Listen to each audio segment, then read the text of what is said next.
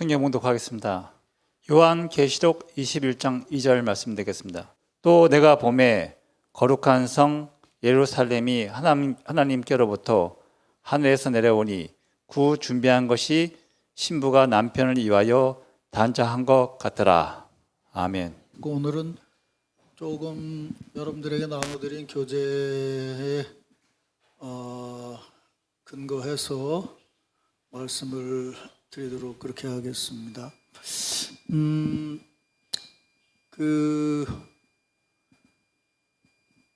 우선 사실은 지금 교회에 대한 얘기를 이렇게 다시 해야 되는 것은 그냥 저번날 말씀드린 것처럼 그냥 공부가 아니고요. 사실은 지금 굉장히 심각하거든요. 20년 후면은 지금 현재 기독교에 나오는 신자들의 숫자가 절반으로 줄을 걸로 예상을 하고요. 30년에서 40년 후가 되면 4분의 1로 줄어들 거라고 예측을 해요.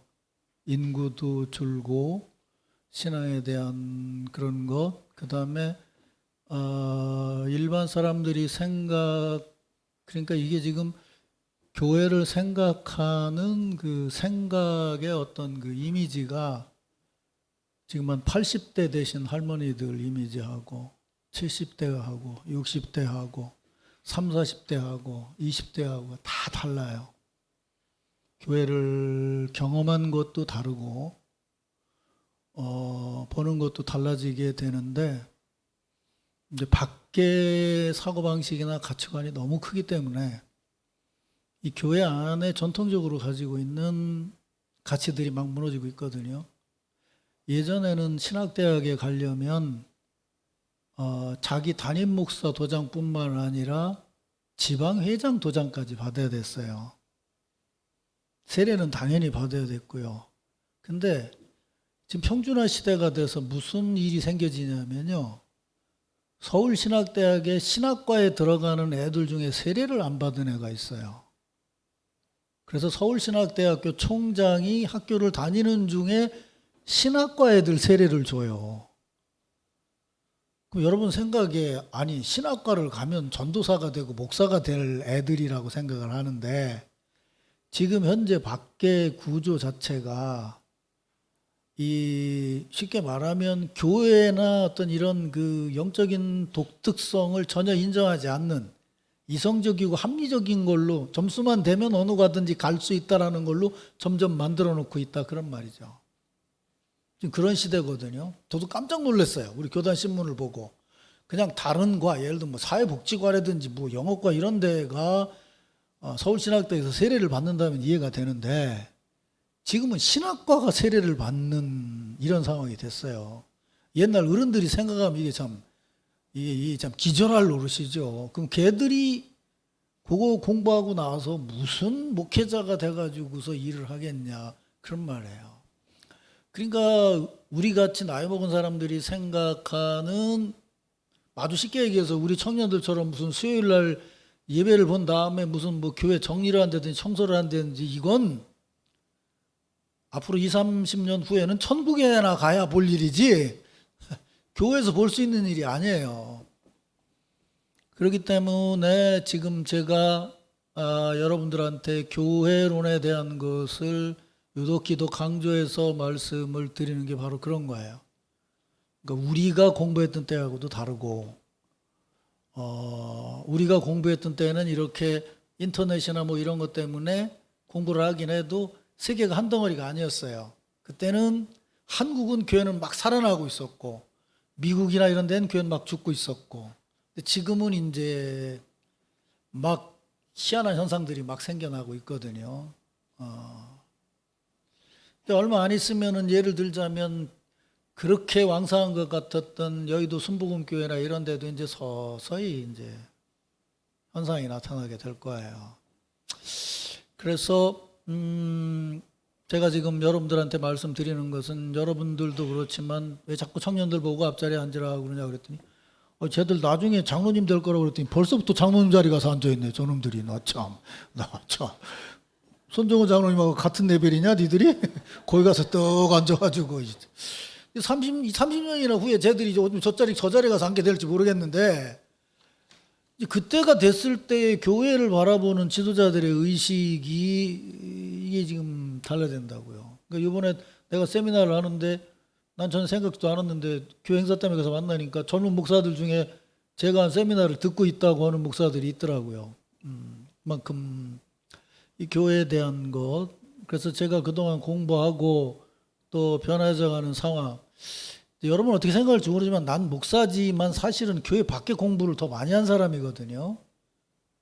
뭐 밖에 현상 돌아가는 거를 젊었을 때는 정말 신학적인 글을 많이 읽었는데 40대 이후로는 사실은 신학적인 글보다는 문화라든지 세상 돌아가는 것을 많이 읽고 뭐 인문학이라든지 이런 글들을 읽고 철학이라든지 뭐 여러 가지 것들을 읽었기 때문에 교회 안에서 목사가 그냥 이 계토를 정해놓고 목사가 하는 얘기가 아니고 여러분들이나 청년들이 밖에 나가서 예수를 믿지 않는 사람들하고 대화를 했을 때에 기독교의 독특성이 살아나면서도 그들하고 대화가 될 수 있는 그런 준비가 돼 있지 않으면 앞으로 교회는 진짜 어려워지거든요. 우리는 그래도 뭐 쉬운 시절을 살아왔는데 고생을 했다고 그러지만 그런데 저 친구들한테는 그렇지 않아요. 그래서 내가 뭐 6시간이 될지 얼마가 될지 모르겠는데 이제 강의를 하고 난 다음에 청년들은 시험을 볼 거야. 딸딸딸 외워야 돼. 머릿속에 들어있어야 된다고. 교회에 대한 구조나 이런 것들이 딱 들어있어야 돼. 그냥 대충 그냥 뭐 흘려듣는 게 아니고 이게 여러분들이 교회를 바라보는 어떤 기초가 분명하게 돼 있어야 돼. 여기는 어르신들은 그렇게 공부하지 않아도 돼요. 왜냐하면 이미 교회 생활을 하면서 습관에 다 배어 있거든. 돼 있고 생각하고 하는 것들이 다 있기 때문에 그런 걱정을 안 해도 돼. 근데 젊은 애들은 지금 막 뭘 세워 나가야 되는데 밖에 영향이 너무도 강해요. 너무도 강하기 때문에 이걸 정말 정신 차리고 뭐 세워 나가려고 애를 써야 여러분들이 주역이 됐을 때 밑에 아이들을 가르치고 이끌어갈 수 있게 되는 거야. 그리고 지금의 시대는 무슨 뭐 어디서 하나 했다 그러면 뭐 수백 명, 수천 명이 모이는 것이 아니고 이젠 포스트한 시대에서는 자기가 관계된 작은 영역에서 자기 스타일대로 살아갈 수밖에 없어요. 교회라고 해도 다 똑같은 교회가 아닌 거예요. 다 달라요. 교회도 다르고 다 다르다고요. 지금도 뭐 교회는 이렇다, 뭐는 이렇다 얘기하는데 아니에요. 예를 들면 여러분들이 뭐 정치인이 이렇다 그러는데 정치인이 다 똑같습니까? 다 달라요. 생각 다르고 다 다르다고. 상황 따라 다 다르고. 그렇기 때문에 뭐 교회가 이러냐는 얘기는 이제 소통이 안 돼요. 어느 교회가 어떻더라라는 것이 문제가 되는 거죠. 그 교회 나름대로 색깔이 있어야 된다고요. 그래서 이제 그런 거를 보면서 세상적으로 보면 미래가 암울하지만 우리는 그것을 넘어서는 매번 제가 얘기하지만 하나님의 은혜가 결국은 현장이면서도 미래라는 의식을 가지고 이걸 넘어갈 수 있어야 되는 거라서 그런 부분들을 지금 얘기를 하는 거죠. 그래서 오늘은 이제 종말론적인 교회 얘기를 하려고 하는데 지난 시간에 대충 뭐 큰 틀은 얘기를 했어요. 그냥 읽으면서 이제 조금씩 얘기를 하겠습니다. 첫 번째, 교회는 종말론적 공동체이다. 밑줄을 좀 그어 넣으세요. 분명히 우리가 뭐 지난 시간에 얘기한 것처럼 뭐 이렇게 보든 저렇게 보든 간에 어쨌든 성경에는 신랑 예수를 맞이할 그 단장한 신부 얘기가 나온단 말이에요. 하늘로부터 내려오는 신부 얘기. 그게 이미지란 말이에요. 상상력이죠. 그러니까 그런 모습의 교회가 될 거다. 주님 앞에서 오점 없는 교회 모습이 미래의 모습일 거다. 이게 우리의 비전이어야 돼요. 그러니까 여기서 지금 무엇을 보더라도 우리는 한쪽 눈으로는 그걸 봐야 돼요. 제가 사진을 오래 찍었는데요. 사진을 잘 찍으려면 방법이 제일 중요한 방법이 뭐냐면요. 좋은 사진을 많이 봐야 돼요. 좋은 사진을 많이 보라고 그러거든요. 많이 보라고 그러고 많이 그러는데 왜 좋은 사진을 많이 보라고 그러냐면요. 사진을 찍는 사람이 어떤 장면을 봤을 때요. 저걸 찍어야 된다고 봤을 때 사실은 두 가지를 보는 거예요. 뭘 보냐면 저 장면을 보면서 또 하나의 눈은 뭘 보냐면 저 장면을 어떻게 담았을 때 내가 생각하는 아름다운 장면이라는 것하고 일치할 수 있는가. 그러니까 어떤 장면을 보고 내가 저건 저렇게 담아야지라고 생각을 했는데 찍어놓고 나니까 아니네 그러면 허당이고, 찍어봤더니 이게 내가 생각대로 찍힌다라고 생각하면 그때부터 이제 사진 작가가 되는 거예요, 사실은. 그러니까 이미 한쪽 눈으로는 자기가 이상적으로 그리는 것이 있다 그 말이에요. 그러니까 우리가 교회에 와서 지금 교회 생활을 하는데 예배를 드리든 뭐를 하든 간에 우리는 항상 한쪽 눈으로는 뭘 보냐면 성경에 게시되고 되어 있는 미래를 볼 수 있어야 된다 그 말이에요. 그거하고 같이 볼 수 있어야 여기서 소망도 보고 희망도 볼 수 있는 거예요. 그래서 미래 공동체라는 거죠. 요한계시록은 세 번째 줄에 보면 신랑을 위해서 완전히 치장하고 혼인식에 내려오는 신부처럼 하늘에서 내려오는 새 예루살렘으로 완성된 교회 형상의 이미지를 준다. 근데 전에 제가 설교할 때 한번 했는데 새 예루살렘 그러니까 예루살렘 성전이 새로 진다라고 생각을 할 수 있는데 거기 새 예루살렘이 내려온다라고 했을 때 예루살렘이 건물이 내려온다는 것이 아니고 사람이 내려온다고 돼 있어요. 무슨 얘기냐면 예수께서 내려오신다는 거예요. 예수께서 내려오시는데 지난 시간에 얘기했죠. 거처 얘기도 많이 했는데 교회는 뭐예요? 그리스도의 몸이잖아요. 그러니까 상상력으로 봤을 때 그리스도와 함께 완전히 새로워진 몸으로 내려오는 것이 교회다 그 말이에요. 그래서 이상한 얘기 같지만 훗날 그리스도와 함께 왕노릇하리라 그랬더니 자기가 왕되는 줄 알고 또 착각하는 사람도 있어. 그런 의미가 아니야. 다 상징적인 의미죠. 그분이 머리시니까 우린 당연히 그런 자리에 있게 되겠다는 얘기인 거죠. 그래서 그분의 모습처럼 변화된 모습이 바로 교회의 모습이다라고 얘기하는 거죠. 그래서 결국 종말론이라고 하는 것은 지난번에 얘기했듯이 우리나라 사람들은 종말론 그러면 내가 천국 가냐 못 가냐를 얘기하는데 성경이 말하는 신약 성경이 뒤로 가면 갈수록 사도 바울 서신을 넘어서서 뭐 요한 1, 2, 3서 그다음에 요한계시록까지 넘어가게 되면 종말에 대한 얘기의 주인공은 내가 아니에요. 교회지. 아시아의 7교회에 대한 얘기 나오고 지금 나오는 거죠. 내가 예수 믿고 나 구원받는다는 얘기가 아니에요. 나는 나지. 근데 내가 뭐예요? 교회 일원으로서의 구원인 거예요. 그래서 제가 지난 시간에 나, 교회, 하나님 나라 이렇게 말씀드렸죠. 근데 우리는 아직까지도 내가 죽어서 갈 나라, 나는 죽어서 가는데 너는 죽어서 못 가 이렇게 생각한다 그 말이에요. 그는 아주 초보적인 신앙인 거예요. 예수님께는 그런 부분이 있었어요. 근데 신약 성경의 절반 이상이 되는 사도 바울은 어디다 편지 썼어요? 사람한테 쓴 건 디모데 몇 명이죠. 근데 그 사람 뭐예요? 하나는 목사고 하나는 직분자고 뭐 이런 사람들이라고. 결국은 뭐예요? 교회로 보낸 거야. 신약 성경에 수도 없이 많은 것이 다 교회라고요. 결국 기독교인이라고 얘기하는 것이 지금 우리가 봤을 때 뭐예요? 결국 교회잖아요, 지금. 교회 중심인 거예요. 근데 우리는 이게 전통적으로 우리의 종교성이 늘 얘기하지만 이 도교가 아니고 도가, 그것도 불교하고 연결된 사이비도가, 그 뭐예요? 많이 도를 닦으면 도사가 된다. 내가 도사가 된다. 이런 종교성이 너무 강한 거예요, 우리는. 그래서 그것 때문에 교회가 도움도 됐지만 굉장히 많은 부작용을 낳게 되는 거예요. 공동체 개념이라는 것들이 약해지게 된다 그 말이죠. 그래서 그 첫 번째 문단의 맨 마지막 줄에 이렇게 나와 있죠. 성경적 종말론은 언제나 교회의 미래화된 연구다. 즉 하나님 나라와 교회 관계를 연구하는 거다. 그래서 첫 번째 우리가 이걸 하면서 본질적인 질문이 뭐냐? 두 번째 문단 첫 번째 줄에 약속된 하나님 나라가 지금 현재 하고 있는가? 아니면 미래의 희망으로 머물러 있는가? 지난 시간에 말씀드렸죠. 하나님 나라가 지금 여기 있냐? 아니면 나중이냐? 이 둘의 문제가 기독교 역사에서 아주 중요했다는 거예요. 근데 성경을 보면 양쪽이 다 나와 있다는 거죠. 복음서는 하나님 나라가 지난 시간에 물었잖아요. 하나님 있어서 하나님 나라냐? 하나님 나라 하나님 있는 거냐? 그랬을 때 하나님의 아들 예수 그리스도께서 오셨으니까 하나님 나라는 이미 여기서 지금 시작이 된 거죠. 회개하라 하나님 나라가 시작되었느니라 라고 말했으니까. 그래서 약속된 하나님 나라가 지금 현재 하고 있는지 혹은 미래의 희망에 머물러 있는지를 보는 거다. 그런데 복음서에는 이미 예수 그리스도의 사역과 부활을 통해서 하나님 나라의 현재성을 증언을 했고, 또 그런 반면에 또 교회는 뭐예요?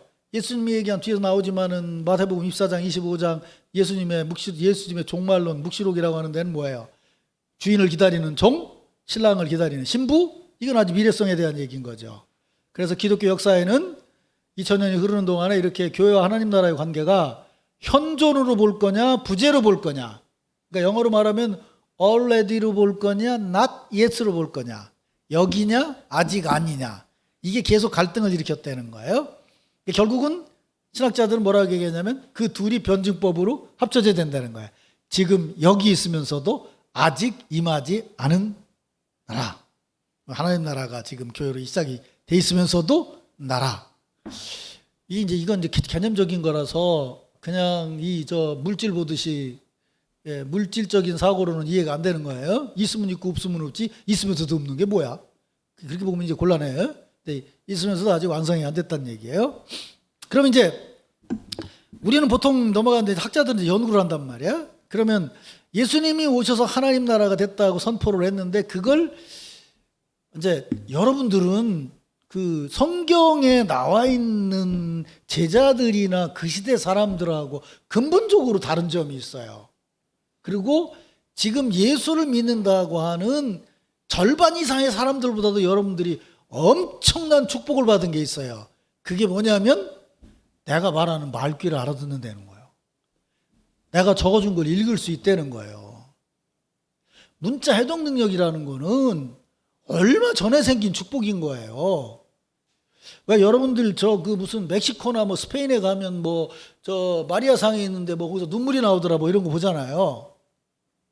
그걸 이상한 짓을 하냐 그렇게 얘기할지 모르는데 그게 은혜의 수단인 거예요, 그 사람들에게는. 왜냐하면 이걸 모르니까 설교를 해도 못 알아듣고 써놔도 못 읽어요. 경험이 될 수밖에 없다 그 말이에요. 경험이 될 수밖에.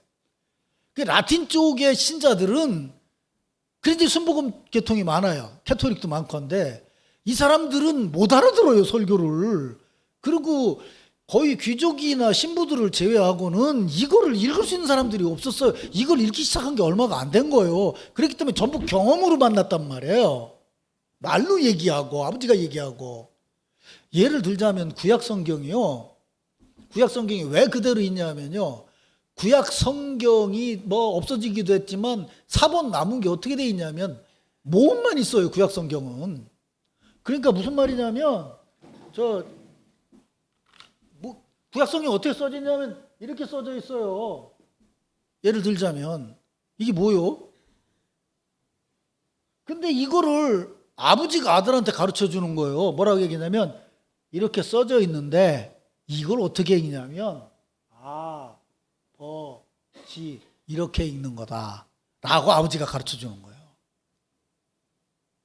이거를 붙이는 거를 연구한 것이 어디냐면 러시아, 그러니까 소련 연방 지역에 살았던, 폴란드부터 이런 쪽에 살았던 그 박해받았던 유대인들이 있잖아요.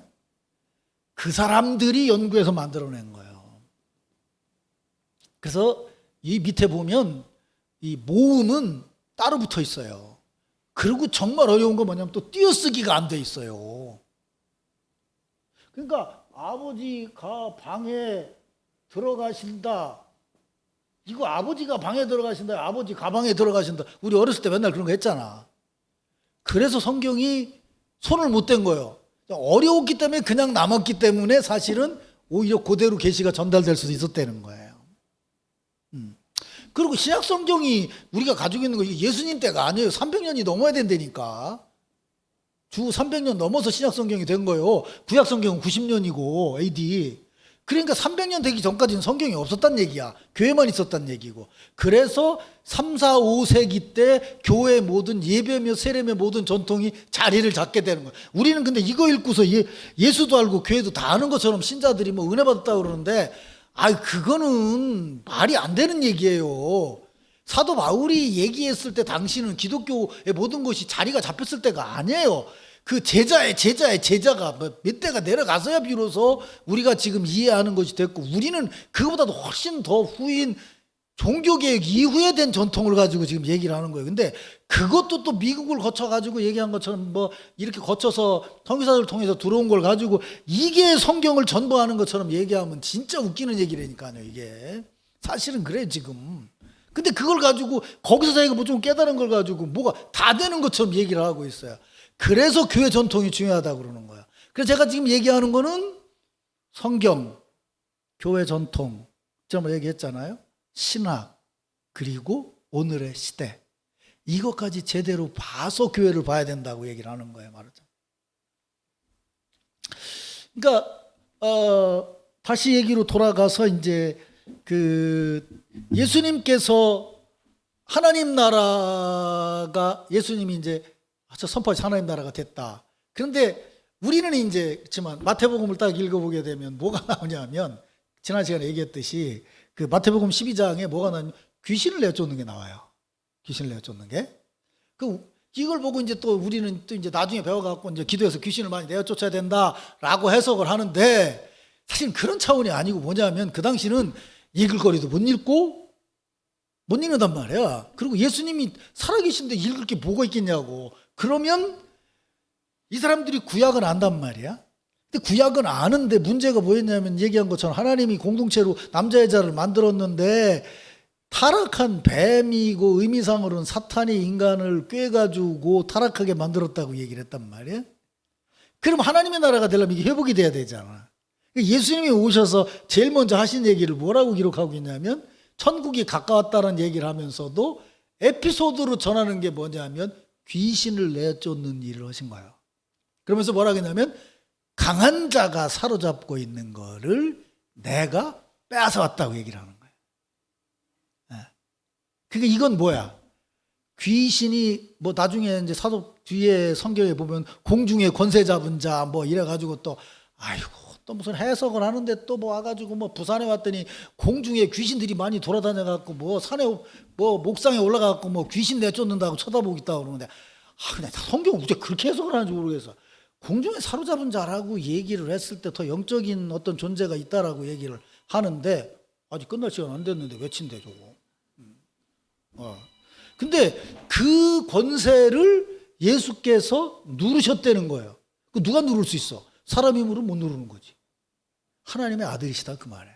그러니까 그 귀신을 내쫓았다는 게 누구한테 귀신 들린 걸 고쳤다는 얘기가 아니고, 창세기 3장 이후에 나오는 타락의 역사를 다시 회복시키는 하나님의 역사를 지금 시작했다고 하는 영적인 가르침인 거예요. 무슨 말씀인지 알아들으시겠지? 그러니까 귀신 내쫓는 것까지도 물질적으로 해석을 하려고 그래. 아니야. 그걸 물질적으로 해석을 하니까 지난 시간에 얘기한 것처럼 세례 요한 같은 얘기가 나오는 거예요. 세례 요한은 구약의 예언자의 전통이에요. 전통으로 해서 선포했어요. 회개하라, 천국이 가까웠느니라. 근데 세례 요한이 하나님 나라가 가까웠다고 얘기할 때 세례 요한이 말하는 하나님 나라는 말 그대로 회복되는 이스라엘인 거예요. 구약 예언자 전통이니까. 네가 회개해야 된다. 그래야 이 나라가 회복될 수 있다라고 얘기한 거예요. 근데 예수님을 보고 딱 보니까 회복시킬 분으로 봤어요. 근데 예수님이 오셨는데 귀신은 내어쫓고 말씀도 전하고 병자도 고치는데 저것들이 안 물러가잖아. 로마 정권도 안 물러가고 여전히 헤롯 왕은 뭐 동생 부인 얻어갖고 여전히 살아있잖아. 그러면 세례 요한이 봤을 때 예수님이 오면 이걸 해결해야 될 거 아니냐. 감옥에 갇혀 있어서 이게 답답한 거야. 그래서 제자를 보냈다 그 말이야. 내가 또 기다려야 되냐. 누구를? 이스라엘을 회복할 왕을 기다려야 되느냐. 근데 이게 얼마나 이스라엘 사람들에게는 지독했냐면, 부활하신 후에 예수님이 승천하시기 전에 계실 때도 제자들이 뭐라고 물었대? 사도행전에 보면 이스라엘을 회복할 때가 언제이십니까? 이렇게 물었다 그랬죠. 근데 뭐라고 표현을 해야 될까? 그 현실적인 차원에서의 회복, 이스라엘의 회복만을 기다리고 있던 수많은 사람들에게 예수께서 오셔서 이스라엘을 회복하는데 이런 이스라엘이 아니고 새 예루살렘이 될 거다라고 얘기했다는 거예요. 그걸 지난 시간에 얘기했죠. 수평적으로 회복될 걸 기대하고 있었는데 그게 아니고 수직적인 회복의 역사가 예수님의 역사였다는 거예요. 그거를 지난 시간에 말했죠. 예수님 마태복음부터 누가복음까지는 예수님이 탄생해서 죽을 때까지만 기록이 되어 있어요. 이 세상에 산 것만. 근데 요한복음은 뭐라고 했냐면 태초에 말씀이 계시니라 그래서 선지하신 예수님을 얘기해요. 하늘에 계신 예수님을. 그분이 내려오셨다는 거예요. 그러니까 공간복음서하고 요한복음서하고는 차원이 달라요. 그래서 뭐라고 얘기를 해요? 요한복음 4장에 유대인들은 예루살렘에서 예배를 본다고 그러고 우리는 여기서 예배를 본다고 하는데 어디서 예배 보는 게 맞습니까? 라고 얘기했더니 예수님이 뭐라고 말씀하세요? 물과 성령으로 거듭나고 여기서 예배하고 저기서 하는 게 아니라 신령과 진정으로 예배를 드려야 된다라고 말하잖아요. 차원이 벌써 달라지게 되는 거죠. 예수가 예배 자리라는 거죠. 이게 이제 이해가 돼야 된단 말이에요. 이게. 그러니까 성전 여기서 봐야 되냐 여기서 봐야 되느냐가 아니고 우리 마음에 임하신 예수가 우리의 거처이며 예배 자리며 예배라는 거예요. 믿습니까 여러분? 이걸 알아들어야 이게 이제 기독교 수준이 되는 거예요. 못 알아들으면 예수는 믿는다고 그러는데 여전히 미신처럼 믿는 거예요. 미신 믿듯이 그냥 2차원적으로 자기 문제만 해결되기만을 바라고 있다는 거죠. 그래서 거기 보면 자 이제 첫 번째 페이지 두 번째 하나님 나라는 예수의 설교의 근본 주제다. 마태복음 12장 22절부터 32절까지. 그래서 두 번째 줄에 보면 예수께서 귀신을 추방하는 것으로부터 시작했다. 그거는 창세기 15장 하와의 자손 사탄의 패배로부터 돌아오는 것을 말한다. 무슨 말씀인지 알겠죠? 그 다음에 한 문단 내려가서 그럼에도 예수님은 하나님 나라의 도래의 미래성을 얘기한다. 누가복음 7장 18절에 23절 간방에 갇힌 세례 요한이 이게 나라가 회복될 때가 언제입니까? 라고 얘기를 했을 때에 요한은 사실은 세상적인 나라를 얘기했다는 거죠. 근데 이제 그걸 사도 요한이 얘기하는 걸 보면 공간복음서의 2차원적인 수평적인 이혼론의 역사를 넘어서서 위에서 아래로의 수직적인 이혼론을 얘기한다. 즉 성육신과 성령의 임재를 통해서 하나님이 세상에 개입하심을 말하고 있다는 거예요. 그러니까 하나님으로 온전히 믿는 것으로 얘기한다는 거죠. 그래서 이렇게 종말론적 축복의 현재적인 경험을 강조해서 요한복음 4장에 보면 새로운 성전, 또 요한복음 11장에 보면은 나사로 살리는 얘기가 나오는데 그 얘기는 이거예요. 거기 보면 마르다가 부활신앙을 고백하죠. 예수님께서 하는데 그때가 아니고 지금 살아날 거다라고 얘기하고 거기서 나사로를 살리잖아요. 거기 담겨져 있는 의미는 뭐예요? 하나님 나라가 지금 여기 살아있다라는 거죠. 그래서 이렇게 하나님 나라 현재성을 얘기하는데 그런데도 여전히 요한은 뭐라고 얘기해요? 예수님이 제자들에게 내가 가서 처소를 예비하면 다시 돌아오리라. 이게 현재가 아니고 미래잖아요. 그러니까 복음서 안에 하나님 나라의 현재성과 미래성이 섞여 있다는 거예요. 섞여서 기록이 됐다는 거죠. 그래서 자 이제 또 넘어가서 세 번째 하나님 나라와 관계된 종말론적인 교회. 기독교 역사에는 교회를 하나님 나라와 연결된 공동체로 보되 교회를 하나님 나라를 기다리는 공동체로 보는 경향과 교회를 지상의 나라로 보는 경향이 번갈아 나타났다. 하나님 나라를 기다리는 공동체, 이거는 아까 말씀드린 것처럼 마태복음 24장 25장 뭐라 그래? 이걸 종말로 연구한 사람도 이거 보고 소묵시록이라고 그래. 예수님이 종말에 대한 얘기를 했다고 그래서 거기 보면 뭐 나와요? 뭐 달란트 비유도 나오고 뭐 열처녀 얘기도 나오고 막 이런 거 나오잖아요. 그건 뭐예요? 전부 앞으로 임할 하나님 나라에 대한 얘기죠. 임박해 있는 하나님의 나라에 대한 얘기란 말이에요. 그래서 그분의 오심을 기다리는 공동체로 얘기를 하고 있고 사도 바울도 그렇고 베드로도 얘기했잖아요. 그날이 도적같이 임하리라 뭐 이런 얘기. 그러니까 앞으로 임할 나라로 얘기한다는 거죠. 근데 이게 말이에요. 이게 예를 들면 베드로 전서 같은 경우에는 학자들이 생각할 때 박해를 앞둔 교회에 보낸 편지라고 보는 거예요. 그러니까 예수님이 오셨다가 가신 이후로 교회 역사가 시작이 되는데 오늘 설교한 것처럼 이내 박해가 왔잖아요. 그 뒤에 또 박해가 왔죠. 여러분 아시는 대로 뭐 옛날 영화 보면 네로 황제 박해 있죠. 뭐 있죠. 그 몇 명 유명한 황제들이 있다고요. 그러니까 콘스탄티누스 황제가 기독교를 국교로 인정하기 전에 교회는 끊임없이 박해에 시달렸어요. 그 박해에 시달릴 때 교회가 가지고 있던 신앙이 뭐냐 하면 거기 세 번째 종말론적인 교회라는 데서 세문단 내려가면 콘스탄티누스 이전의 초대교회 이게 돼 있죠. 찾으셨죠? 거기 보면 하나님 나라를 기다리는 공동체로 보고 세 가지를 생각했어요. 뭐냐? 첫째는 심판이야. 하나님께서 오셔서 사악한 자를 내쫓는 급변한 변화가 나타날 것이다. 그래서 사악한 자를 징벌하고 의로운 자를 상 주시는 역사 바깥에서 이게 무슨 말이에요? 이 아니고 하늘에서부터 엄청난 격변이 일어나고 등장하실 예수님. 이게 초대교회도 이렇게 생각했어요. 근데 이게 우리 젊었을 때 부흥회 가면 맨날 이런 얘기 나오잖아요. 무슨 천재지변을 봐라 요새. 요새 같은 때 부흥 강사들 예와 설말 많잖아, 그지? 뭐가 어떻고 지금 난리고 이런 얘기들. 근데 초대교회도 그렇게 생각을 했어요. 그 다음에 뭐냐면 그런 상황에서 신앙생활을 제대로 하는 사람들에 대한 추앙이에요. 그 제대로 하는 사람이 누구겠어요? 순교자죠. 그래서 순교자, 사도 바울이 말하는 3층 천 얘기하면 제일 높은 하늘에는 순교자가 갈 것이다. 우리 어렸을 때 부흥 강사 목사님도 그런 얘기 하더라고. 이때 그랬어요. 그리고 실제로 요즘같이 사람들이, 그러니까 요즘 사람은 상당히 비겁해진 거야.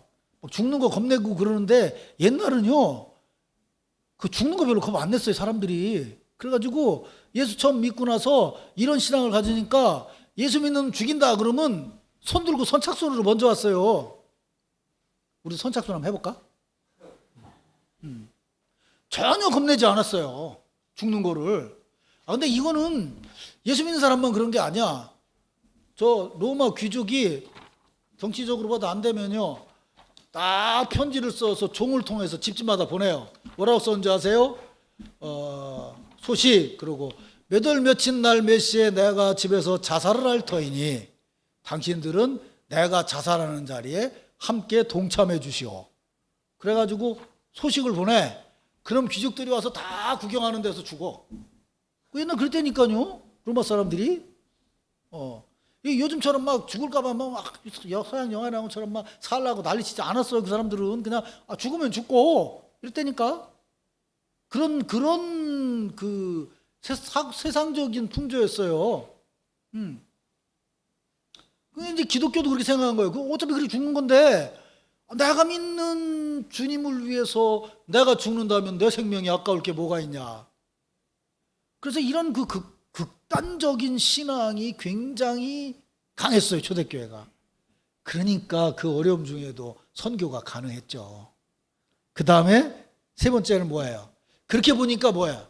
로마 제국이나 우리를 박해하는 세상에 대해서는 완전히 적대적인 거죠. 적대적인 거. 그러니까 여기 신앙생활 오래 하신 분들, 요즘은 이제 이단이 많이 달라졌지만 옛날에 이단이 이랬단 말이에요.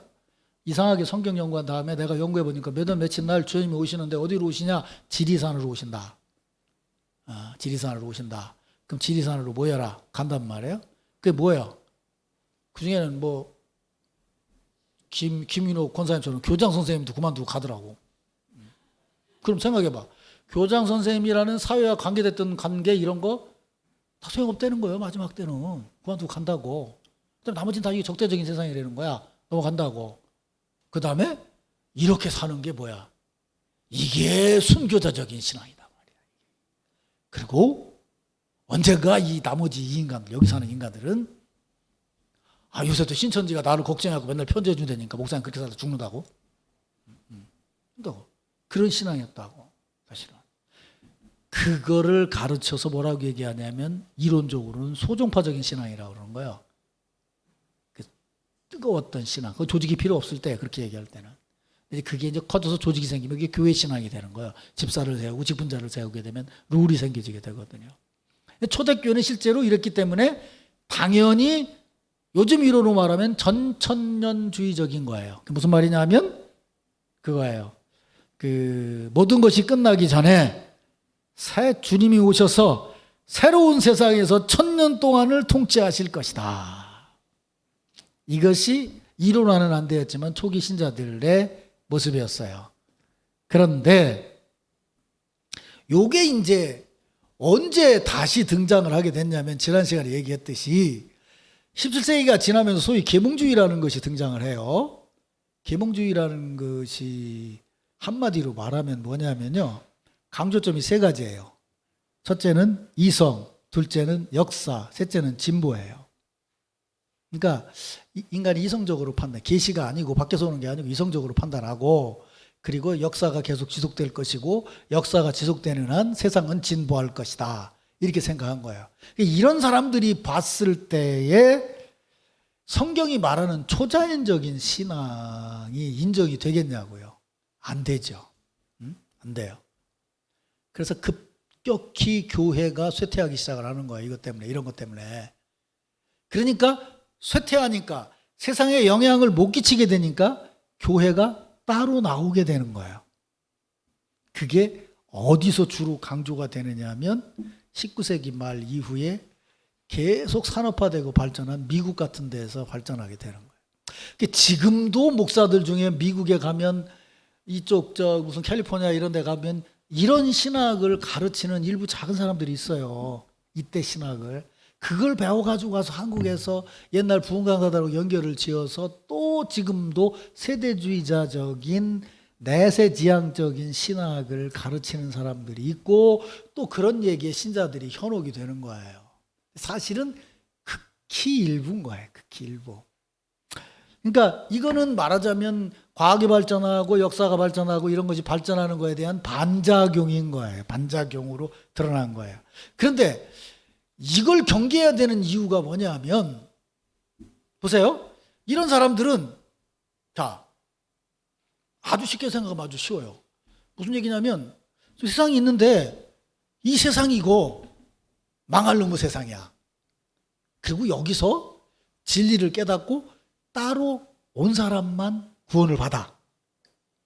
그럼 이 사람들이 봤을 때 교회가 뭐냐 그 말이에요. 이 사람들 봤을 때 교회가.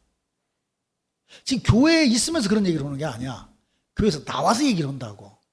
이 사람들 주장은 교회는 세상과 똑같이 망할 거야. 말하자면 이미 구멍난 배야. 그래서 이런 주장을 하는 사람들의 활동이 교회 안에서 활동을 하는 거예요. 넌 거기 있으면 죽어. 나와야 돼. 이 모임으로 여기 우리 모임으로 와야 돼.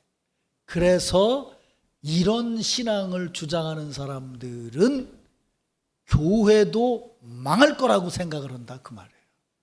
그게 이제 거기 대표적인 사람이 이런 신학을 주장했던 대표적인 사람이 거기 보면 굵글글소란데 1908년에 윌리엄 블랙스톤이라고 하는 사람이 예수가 오신다라는 책을 썼는데 여기서 뭐라고 얘기했냐면 교회는 종말론적인 공동체가 아니라는 거야. 교회는 그냥 하나님 나라가 임하기 전까지 잠시 만들어 놓은 기관이지 이건 새 예루살렘이 아니라는 거야. 그래서 내가 아까 얘기를 하는 거예요. 자꾸 새 예루살렘을 얘기하고 예루살렘을 얘기하는 사람들이 저 예루살렘이 새로워지기를 바라고 있다고.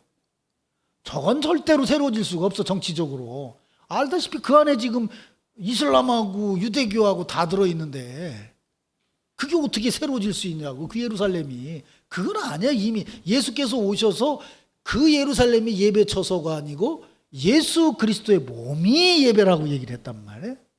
그렇기 때문에 그런 신학을 주장하는 사람들은 이건 지금 성경을 제대로 해석하는 게 아니에요. 근데 이상하게 한국은 하여튼 이런 신학을 주장하면 사람들이 그냥 덜덜덜 떨고 거기 가서 자꾸 현혹이 되고 있다 그 말이에요. 그래가지고 뭐 어디가 새 예루살렘이 될 수 있다. 그래갖고 이제 한국도 안 돼서 돈 버니까 또 요새 피지까지 또 가더구만. 지난번에 그랬잖아요. 왜 신자들 데리고 뭐 피지로도 가고 무슨 뭐 하와이로도 가고 하여튼 뭐 난리.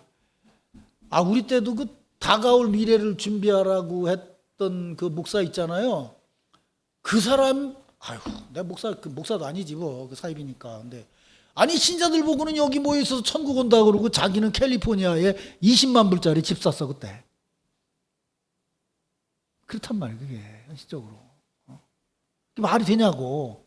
신자들 보고 천국 가라고 그러고 저는 20만 불짜리 집 사가지고 캘리포니아로 갔다니까. 이게 왜 이러냐면요. 봐요. 세상은 망할 거고 세상 교회도 망할 거고 여기만 된다고 생각하면 잘 들어보세요. 이게 왜 이런 신앙을 가진 사람들이 비도덕적이냐 하면요. 여기는 어차피 망할 거니까. 내가 한창원 집사한테 돈을 500원만 빌렸어. 내가 알아. 내일 예수님이 올 거야. 그럼 갚아도 돼? 안 갚아도 돼? 난 안 갚으려고 빌리는 거야. 왜? 어차피 망할 놈의 세상인데 뭘. 그래서 이런 신앙을 가진 잘못된 목회자들이 들어오면 교회가 쑥대밭이 되는 거예요. 그냥 신앙 얘기하고 돈 빌리고 신앙 얘기하고 가져가고 네 거냐 내 거냐 조영남이처럼 이거 네 돈이냐 주님이 주신 돈인데 그럼 내가 온 거만아 네가 온 거만아 마찬가지지 뭐 이런 식처럼 된단 말이에요. 그래서 미래를 얘기하는 신앙이 굉장히 좋은 것 같아도 하나님 나라의 현재성이 없으면 문제가 되는 거예요, 신앙이. 근데 너무도 그런 게 많아요. 지금 이단 사설 치고 요새 이단이 무서운 건 뭐냐면요. 옛날은 이단이 이론만 있었는데 요새 이단은 공부한 놈들이 많아서 경영적인 방식까지 들어가요. 그래서 교주 따로 있고 운영하는 사람 따로 있어요. 통일교도 그렇잖아요. 문선명의 아들 중에 교주 따로 있고 돈 계산하는 애 따로 있어요. 머리 좋은 애들. 신천지가 지금 무서운 게 그거예요. 옛날처럼 이 나름대로 정직한 그런 이단들이 아니야, 지금은. 돈 문제에 대해서는 기가 막히게. 우리 교회보다 아마 회개가 더 많을 거야. 거기서 회개 보다가 돈 가지고 하다가 갈등 생기면 나와. 솔직히 말하면 그런 사람들이 이단에 있다 나왔다고 하는 사람들 중에 있어요. 이익권 가지고 싸워서. 그래서 나는 이단에 있다가 나왔다는 사람도 별로 그렇게 신뢰하지 않아. 애당초 들어가질 말지. 이익 가지고 싸우다가 안 되면 나오는 거예요. 그러고서 거기 했으면 다 알잖아요. 우리 교회 돈 어떻게 돌아가는지 김성경 권사가 다 알잖아. 김성경 권사가 나가가지고 만약에 잘못했다 그러면 내가 이 교회 아버지가 막 이런 거 다 엉망이더라라고 얘기하면 얼마나 파급력이 있겠어? 그런 식이 되는 거예요, 말하자면. 그래서 내세적인 신앙이 굉장히 중요한데 이게 아름다운 나라를 바라보면서 여기서 우리 자신을 돌아보는 것이 되지 않고 여기는 어차피 망할 놈의 세상이다 라고 보기 시작을 하면 문제가 생기는데 세대주의자들의 신학 속에는 은연중에 그게 들어있다는 거예요. 그게 한국 교회에 굉장한 영향을 끼치고 사실은 지금 그런 상황인 거예요.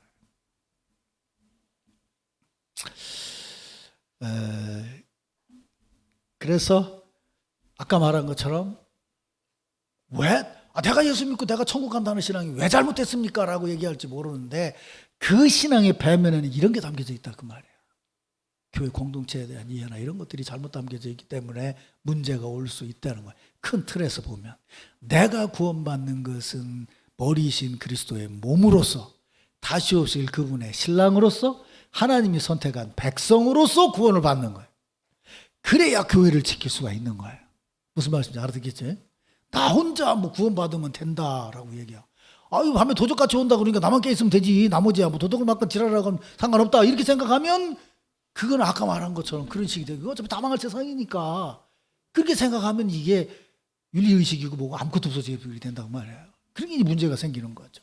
다음으로 넘어갑시다. 그래서 이제 그랬는데 또 하나 문제는 뭐냐면 이제 콘스탄티누스 황제가 기독교를 국교로 인정했단 말이에요. 그러니까 박해가 없어졌죠. 그리고 이제 예수 믿는 사람이 대접을 받기 시작을 했어. 교회도 막 크고 대접을 받으니까 가만히 생각해 보니까 이제 여기서 또 반대편 착각이 생기는 거야. 아하, 여기가 천국이구나. 또 이렇게 생각이 됐다 그 말이에요. 근데 천국이구나라고 생각을 하면 반드시 타락하게 돼요. 여러분, 저기 공산주의 공부해 보면요. 공산주의에는 원래 공산주의 이론에는 정치가 없어요. 경제 이론만 있죠. 그 정치 이론 때문에 공산주의자들이 나눠지게 되는데 정치 이론이 없는데 정치 이론을 넣어야 됐어요. 왜냐하면 기독교 종말론을 끌고 갔단 말이에요. 프롤레타리아의 독재 이런 얘기 들어봤잖아요. 요새는 막 저 동장님들도 이런 거 교육하는가 봐. 그래서 동장님 뭐 했던 양반이 나한테 막 아주 일개 연설을 하더라고. 뭐 네오 마르크시즘이 어쩌고 뭐 해가면서 뭐 요즘 동성애가 어쩌고 막 그러는데 아따 잘 듣겠더라고. 보니까 그게 정부에서 하는 교양 교육이더구만. 아이고 내 참 들어보니까 또 기도 안 차더구만. 왜 공산당은 대통령이 없고 서기인 줄 아세요? 공산당에서 서기가 제일 높잖아. 여기 기관 서기들이 제일 높아. 왜 서기가 높은 줄 아세요? 부자하고 가난한 사람하고 사는데 부자들은 전부 좀 다 하고 전부 프롤레타리아만 남게 되면 프롤레타리아 천국이 온다고 본 거란 말이에요. 자봉하다 했다는 거죠. 그러면 이 프롤레타리아가 천국이 와야 되는데 아직 안 온단 말이야. 그러면 올 때까지 우리로 말한다면 천국이 아직 안 왔어. 천국 올 때까지 이걸 어떻게 이끌어 가야 되니까 여기서 누군가를 높은 사람을 세우면 그게 또 말하자면 귀족같이 되고 또 지주같이 될 테니까 여기서 높은 사람은 일만 도와주는 서기가 있어야 된다. 그래서 서기장이요. 서기가 제일 높은 게. 그런데 그놈의 서기가 또 사람이 모인 데는 정치가 되니까 공산주의는 정치적으로 계층이 없으니까 서기가 하면서 또 엄청난 독재가 일어나게 되고 거기서 완전히 무너지게 된 거잖아요. 그런 식이 돼버린다 그 말이에요. 그러니까 조금 다른 게 기독교가 여기 지금 됐다라고 여기 지금 프롤레타리아 천국이 됐다. 근데 이거 운영하기 위해서 서기가 있어야 된다라고 한 것처럼 이렇게 됐는데 이게 잘 되니까 이게 이제 교황하고 뭐 하고 하면서 이제 우리 이제 개신교에서 이제 캐토릭을 비난하는 이제 온갖 일들이 여기가 천국이다. 그러니까 천국 있는 거 다 누리고 살자. 그래서 이제 돼버렸다 그 말이에요. 그런데 알다시피 이게 이제 무너지게 되는 게 이게 천국이면 가만히 있어야 되는데 결정적으로 문제는 뭐냐면 동양 때문이었잖아요. 저 쌈 잘하는 징기스칸이 가만히 안 있었잖아. 이게 이제 쳐들어오니까 그거 피해서 다시 들어간 게 누구야? 훈족들이지. 훈족들이 치기 시작한단 말이야. 그래서 여러분 알듯이 슬라브족 중에서 그러니까 슬라브 계열인데 헝가리나 그쪽은 보면은 소련 애들처럼 기가 막히게 이뻐. 정말 무슨 뭐 브룩실스가 뭐 저기 뭐야 그 매점에서 일하고 있고 막 그렇더라고 진짜. 눈이 막 그냥 아유 뭐 그냥 이건 무슨 뭐 어지간한 여아배보다 더 이쁜데 그 일하고 있더라고. 근데 걔들이 작아요. 왜 작냐면 훈족하고 섞여서 그런 거예요. 이게 이제 몽골 쳐들어오니까 이쪽에 밀리니까 훈족이 돈치기 시작했고 그게 문제가 생겼고 이슬람 때문에 문제가 생기고 해가지고 이제 문제가 온 거죠. 왜냐하면 아니 이게 하나님 나라라고 그랬으면 영원히 팍스 로마나를 유지하고 있어야 되는데 동해에서부터 들어오고 뭐 들어올 때마다 딜이 깨졌잖아 다. 동서방 나눠지게 되고 뭐 문제가 막 생기잖아. 이게 하나님 나라고 하라라고 할 수가 없는 거예요. 이제 말하자면 그런 문제가 생기기 시작한 거죠. 여기가 천국이다라고 얘기하니까 반드시 이건 썩는 거예요. 그래서 나는 이단을 별로 겁내지 않는 게 뭐냐면 처음에는 교회를 상대로 싸우니까 자기들 뭐예요. 근데 여기 뭐라고 얘기해요? 여기는 우리가 모인 천국이다라고 얘기하기 시작하면 거긴 썩어요. 돈 가지고 싸우고 난리 나는 거예요. 교회도 똑같은 역사를 겪은 거예요. 말하자면. 그러니까 다가올 하나님 나라를 인정하지 않고 여기가 우리가 사는 것이 천국이다라고만 생각을 하면 그것도 문제가 된다는 거야. 근데 이게 이제 묘한 거라. 지난 시간에 얘기한 것처럼 유럽에서 구교하고 신교하고 갈등해서 지독하게 어려움을 겪었던 청교도들이 영국을 피해서 네덜란드인가? 갔다가 다시 거기서 배를 해가지고 미국으로 왔잖아요. 그래서 우리가 아는 대로 이제 추수감사절도 지키고 하는데 이 사람들이 거기 왔을 때 신앙이 뭐였냐면 우리는 거기를 피해서 와서 여기 와가지고 예수를 믿는 신앙으로 여기다가 타운을 건설하고 삶을 살아가자라고 생각할 때 신학적으로 보면 이 사람들도 우리가 개발하고 우리가 개척해서 여기다 천국 같은 나라를 만들 수 있을 거라고 생각을 했다는 거예요. 그런데 그렇게 가지고 발전을 하다 보니까 아까 얘기했지만 영국에서 산업혁명이 들어오고 여러 가지 변화가 나타나게 되면서 사회적인 악이 생겨지게 되고 엄청난 일들이 생겨지게 되니까 아까 말한 것처럼 좁혀가지고 도망간 거예요. 말하자면 이 사회는 이제 우리가 감당을 못하겠다. 그래서 초기에 거기 보면 3페이지 보면 조나단 에드워드 얘기가 나오는데 처음 그쪽으로 넘어갔을 땐 조나단 에드워드는 어떻게 생각했냐면 미국은 하나님의 나라를 대신할 수 있는 나라다 이렇게 생각했어요. 그런데 시간이 지나서 미국이 점점 발전하게 되면서 뭐 난리가 났잖아. 이제 거기도 이성이 발전하고 뭐 인간적인 것이 막 잘 발전하고 이렇게 되면서 과학이 발전하게 되니까 이게 이제 아니라는 걸 알게 되죠. 그래서 아까 얘기한 그 20세기 초반에 세대주의자들이 등장을 하게 되는 거예요. 근데 여러분 아셔야 될 거는 우리나라하고 미국하고는 나는 안 가봤죠. 원래 안 가본 놈이 잘한다고. 전혀 차원이 달라요. 전혀 차원이 달라요. 예를 들자면 주일날 가면은 그 미국의 전 주를 돌아다니면서 이렇게 항공사진을 찍은 그 뭐 하는 프로그램들이 있더라고요. 거기 보면요. 옛날 남북전쟁 때 미국 남군이나 북군의 병사들이 캠프로 썼던 장소들이 그대로 남아 있어요. 왜냐하면 우리는 땅이 좁으니까 허물고 새로 져야 되는데 걔들은 허무는 게 돈이 많이 드니까 그냥 다 그냥 있어요. 그러니까 우리는 미국 거라고 해서 봐줘 들어오고 이거는 뭐 미국의 신학이라고 얘기하지만요. 예를 들자면 미국은 100위 안에만 들어가면 명문대학 아닙니까? 한 주에서 2개씩 뽑아도 100위잖아요. 우리나라 100위 대학이 명문이요? 아니야, 차원이 다르다니까 우리하고는. 그러니까 누가 와가지고 뭐 미국 뭐 그러는데 들여다보면 솔직히 말하면 그놈이 미국 어디서 살았는지도 몰라. 그냥 우리는 미국 그러면 똥도 다 좋아. 한동안 그랬어. 막 미국에서 뭐 목사님이면 그 사람 미국 어디서 목회했는데. 아니야, 공부해보면 이 사람이 메인스트림이 아니라니까. 귀퉁이 있는 거지. 또 그런 사람들일수록 미국 길을 꼭 걸어요. 한국 길하고 걸어놓고서 뭐 한다고 그래. 그 전부 다 내가 보기에는 엉터리들이요. 다. 그런 식이라고. 근데 그거 일부 있는 걸 갖다가 이게 전부인 것처럼 얘기를 하는데 주로 이런 스타일이에요. 왜냐하면 제대로 공부한 거는 학교를 통해서 오기 때문에 일반 사람들 접촉이 잘 안 된단 말이에요. 이런 식이 된 거죠. 그래서 이건 지금 이제 길게 얘기를 했습니다만 어쨌든 이런 거를 종합을 해봤을 때 기독교 2000년 역사에 이 둘은 변증법적으로 합쳐져야 된다는 거예요. 그러니까 거기 이제 3페이지 중간쯤에 여기 있으면서도 여기 있지 않은 지금 그러나 아직 아닌 하나님의 변증법적 역사는 교회의 변증법적 본질로 규결된다. 교회는 이 세대와 오고 있는 세대 사이에 붙잡혀 있는 공동체이며 한편으로는 미래의 희망으로 남아있는 나라를 기다리면서 한편으로는 교회를 창조하고 또 세상 속에서 그리스도의 선교를 위해 그의 힘을 넣어주는 나라의 축복들을 끌어안고 있다. 무슨 말씀인지 아시겠죠? 여기 있으면서도 미래를 봐야 된다는 거죠. 그러면서 이제 그걸 정리했을 때 대략 3가지로 정리를 해요. 첫째, 이런 입장에서 봤을 때 그러면 이 세상 속에서 교회 역할은 뭐냐? 첫째는 뭐냐? 교회는 하나님 나라로 들어가는 출입구가 된다. 이거 성서적인 거예요. 여러분들은 그 얘기를 어떻게 생각하는지 모르지만 캐토릭 때문에 우습게 생각하는데 사도 베드로가 예수님께 신앙 고백을 할 때 베드로에게 얘기를 했잖아요. 천국에 가는 열쇠를 내게 주겠다 이런 말 했죠. 그 그대로 받아들여 가지고 베드로를 일대 교황이라고 생각을 해서 교회의 지도자가 천국에 가는 열쇠, 다시 말하면 교회 열쇠를 가지고 있다고 생각을 한 것이 전통적으로 되어온 교회예요.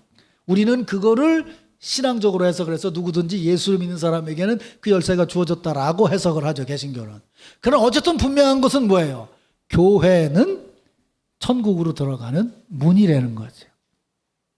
무슨 말씀인지 아시겠죠? 교회 공동체는 그 정도 얘기를 하고요. 그래서 초기 보면 이거 이제 캐토릭 신자 중에서 이런 얘기했다가 파문당한 사람도 많는데 교회 밖에 구원이 있느냐 없느냐 이 문제 가지고 이제 그 이성을 주장하는 이제 학자들 일반 대학에 있는 캐토릭 신학자들 중에는 교회 밖에도 구원이 있다 뭐 이런 얘기 해가지고 이제 파문당하고 막 그래요. 근데 예수님 제자였던 바울이나 요한의 제자 때부터 계속 이어져 내려오는 것이 뭐냐면 교회 밖에는 구원이 없다라는 거예요. 이건 뭐 내가 얘기하지 않아도 우리나라 신자들은 아주 분명하니까 예수 믿고 교회 구성원이 돼야 된다. 근데 이 교회 밖에 구원이 없다는 것이 이 교회 들어오냐 나오냐는 얘기가 아니고 아까 말한 것처럼 교회는 그리스도의 몸이요 선택받은 백성이요 신부라고 하는 그런 의식이 분명하게 있었다는 얘기예요. 그 다음에 두 번째, 교회는 뭐예요? 오늘 얘기한 것처럼 그 나라를 증언해야 되죠.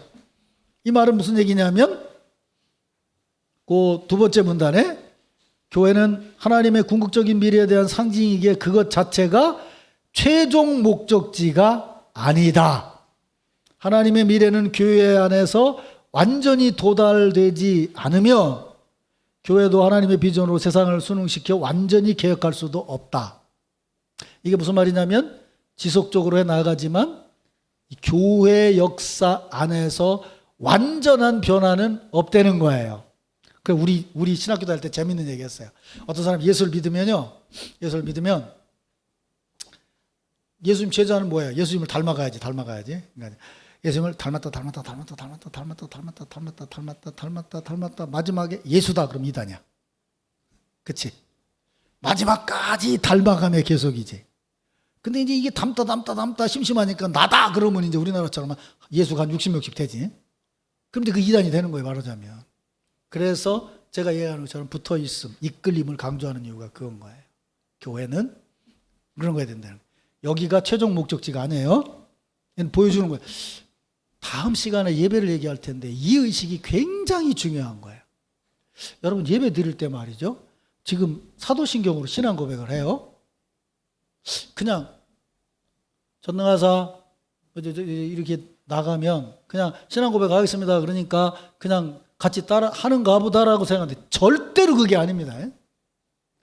하나님을 예배하는 자리에서 성도들이 목소리를 모아서 삼위일체 하나님이 이루실 영원한 나라에 대한 비전을 신앙으로 고백하는 시간이에요. 굉장히 중요한 거예요, 그게. 근데 우리나라는 잘못된 종교계의 영향을 받아서 개신교는 예배드려 그러면 여기 찔린 사람도 많을 거예요. 주방 담당자 그러면 설교 들은 다음에 내려가지, 그지? 예배는 오직 설교야. 그 개신교 생각이야. 아니에요. 예배는 하나님의 임재를 경험하는 거예요. 그 예배 절정이면 내가 얘기하잖아요. 군대 생활할 때 우리는 가서 예배 보러 가잖아요. 미군 애들은 언제 오냐면요. 축도하기 5분 전에 와요. 용산에. 그래서 반드시 축도를 받고 나가요. 미국 애들은. 근데 우리는 뭐야? 설교 들으면 나가. 그러니까 이런 신앙 패턴을 가진 나라가 그렇게 많지 않아요. 아까 얘기한 것처럼 이거 읽고 이해할 수 있는 나라가 많지 않다고요. 우리는 엄청난 복을 받은 거예요. 문자 해독 능력이라는 게 제가 여러분한테 지금 상징적인 얘기를 했을 때 평신도들이 이걸 알아듣는다는 거는요. 이건 전 세계에 그렇게 많지 않아요. 한번 보세요, 여러분. 요새 외국 나가보세요. 프랑스도 농업국가죠. 독일도 농업국가죠. 덴마크도 농업국가죠. 스위스도 농업국가죠. 한국은 농업국가가 아니야. 한국 사람들 여행 오면 어디 가는지 아세요? 고족 본 다음에 어디 가냐면 삼성 가요. 삼성 공장에 구경 간다고요. 우리나라는 지금 농사 짓는 거 다 접었어요. 근데 유럽에 있는 유명한 나라들이 아직도 다 농사 짓고 있다니까요. 어떤 프랑스 놈은요 말을 못해가지고 지 아버지가 파리에 심부름 보냈는데 지하철역 어디서 내리라는 거 지하철 건물을 그림으로 그려줬더라고. 생기기는 멀쩡하게 생겼는데 글을 못 읽어요. 그 엄청 무식한 놈들이라니까. 우리나라 사람들은 이게 진짜 이게 보통 축복이 아닌 게 여러분들이 그 정말 고생하면서 자식들 공부시키려고 애를 썼는데 이거 학교 좋은 데 갔냐 못 갔냐가 문제가 아니고 문자를 해독할 수 있는 능력이 생겼다는 게 엄청나. 근데 지금 뭐야? 지금 앉아가지고 이거 오면서 애들이 이걸 안 하잖아. 이게 이제 큰일이라고. 이게 지금 지속해도 못 한다니까 한국말로. 이게 앞으로는 보통 문제가 아닌 거예요, 사실은. 그래서 목사의 설교는 내용도 중요하지만 문장이 제대로 된 거를 계속 설교하고 아이들한테 계속 그걸 접촉할 수 있도록 해줘야 된다는 게 제 주장인 거예요. 엄청난 설교를 듣고 은혜를 받는 게 아니고 제대로 된 교리적인 잔잔한 설교들을 계속 들으면서 그것이 자기 자신이 사고하고 생각하고 글을 쓰고 할 수 있는 그런 삶의 습관이 되어져야 된다, 그 말이에요. 여러분 보세요. 그거 할 수 있는 게 우리 교회만 해도 벌써 직분자리 기도를 시키면 내가 봤을 때는 어지간한 교회 장로님 목사님보다 우리 교회 신자들이 기도를 더 잘해요. 잘 써가지고 온다. 그 왜 그래요? 모르는 사이에 이 문화에 우리가 익숙해져 가고 있는 거예요. 우리 집안에도요. 내가 뭐 자랑하려고 하는 얘기가 아니고 내가 행사에서 축사를 하기 전에 축사를 써오는 사람이 없었어요. 기도를 써오는 사람도 없고요. 근데 난 어디 교회 축사를 만나도 절대로 그냥 안 가요. 그 교회에서 기도하고 생각하고 적어도 2장 이상 원고를 써가지고 가서 해요. 기도도 마찬가지고 모든 거. 그러니까 이제 그냥 하는 사람은 말장난하는 사람은 이제 샘말로 그 행사 끝난 다음에 세상 말로 쪽팔리는 거야. 그러니까 이제 다 쏘기 시작을 해요. 그러니까 수준이 이제 올라가기 시작을 하지. 아, 남의교회 행사지만 진심으로 참여한다라는 분위기가 돼가기 시작하지. 기도도 다 쏘기 시작하고.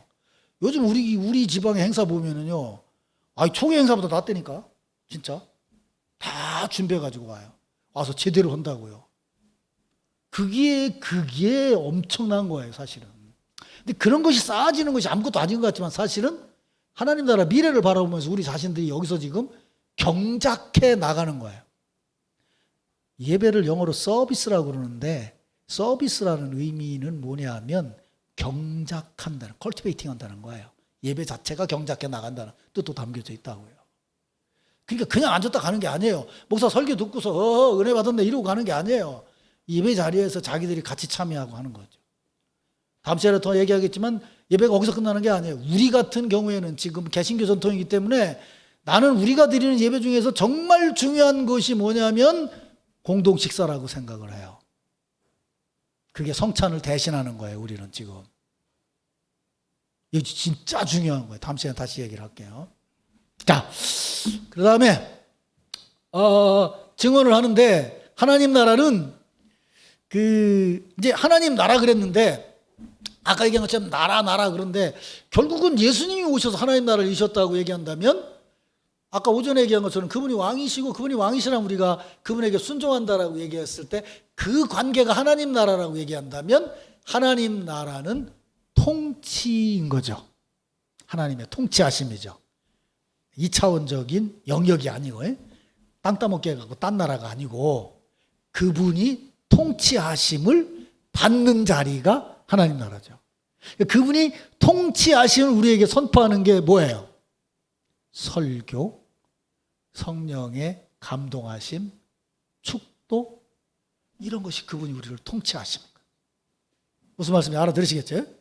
그래서 중요한 말씀을 듣는 것도 그분의 통치를 인정하고 그분의 통치 앞에 우리 자신을 무릎 꿇는 것이 바로 예배고 말씀을 듣는 거고 그리고 축도를 받는 거 그런 거예요. 그냥 그거 내가 점잖게 살고 양반같이 살아야 되겠다 그래서 설교를 듣는 거 아니에요. 설교는 그분의 통치하심인 거예요. 뒤에 다시 얘기했죠. 그러면 이제 이런 하나님 나라의 성격, 하나님 나라가 가지고 있는 어떤 특색이라고 얘기했죠. 이런 소망을 가지고 있는 하나님 나라는 어떤 특징을 가져야 되느냐? 첫째, 지난 시간에 얘기했던 것처럼 뭐예요? 회복된 관계의 공동체여야 한다. 뭐 개인적으로 얘기도 그렇죠. 우리가 예수를 믿음으로 해서 하나님의 자녀가 됐다 그러면 관계가 회복되기 시작을 했어요. 그분이 오시는 날 완성이 되겠죠. 그러니까 회복된 관계라고 얘기를 할 수 있겠죠. 그런데 지난 첫 시간에 얘기했듯이 하나님의 존재는 공동체고 관계예요. 이 얘기 아마 계속될 거예요. 함께하고 친교하는 거예요. 그게 하나님의 존재하심이에요. 하나님은 혼자 계신 게 아니에요. 하나님은 성부, 성자, 성령이 한 분으로 서로 공동체를 이루고 서로 친밀한 관계를 맺어가는 거예요. 그분이 세워주신 공동체라면 당연히 우리는 뭐예요? 그런 관계가 회복된 것이죠. 그래서 그 삼위일체 하나님을 통해서 회복됐을 때 오늘 우리가 읽은 것처럼 우리 회복이 뭐예요? 그리스도의 신부. 그리스도의 신부로서 교회의 이미지는 그리스도와 교회와의 연합이며 친교를 말하는 거죠. 그 다음에 교회의 머리. 이제 나중에 사도 바울이나 그 뒤로 넘어가도 제가 다는 안 썼는데 이 책을 쓴 분이 이런 얘기를 할 때 복음서 처음부터 시작해서 요한계시록까지 쭉 그런 예들을 다 들어요. 근데 그걸 다 제가 얘기할 수는 없어요. 그러니까 지금 제가 말씀드리는 거는 신약성경 안에 나와 있는 부분들을 지금 얘기를 하는 거예요. 5페이지요. 그래서 그리스도는 이미 자신을 교회의 머리로 주셨다. 그러나 결혼은 아직 정점에 이른 것이 아니다. 아까 마태복음에서 얘기했죠. 그 다음에 사도 바울, 아까 말씀드렸죠. 사도 바울은 네 번째 줄에 그리스도의 연합을 개인적인 연합이 아니라 절대적으로 공동체적인 연합으로 보고 있다는 거예요.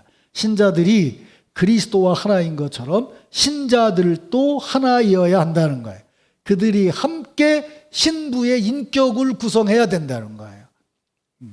그래서 종말론적인 초점의 핵심은 그리스도와 교회의 결혼의 완성을 기대하는 것으로 부분적으로는 세상의 관계 구조, 아까 얘기한 것처럼 뭐 공중의 권세 잡은 자나 뭐 이렇게 얘기한 것처럼 사탄적인 세상적인 관계 구조와 맞서서 그리스도 안에서 하나됨이라고 하는 궁극적인 실체를 이야기하는 것이 돼야 된다. 그 얘기를 했어요. 그 다음에 두 번째는 메시아적 공동체. 아까 얘기했죠? 이스라엘 사람들은 메시아를 기다렸어요.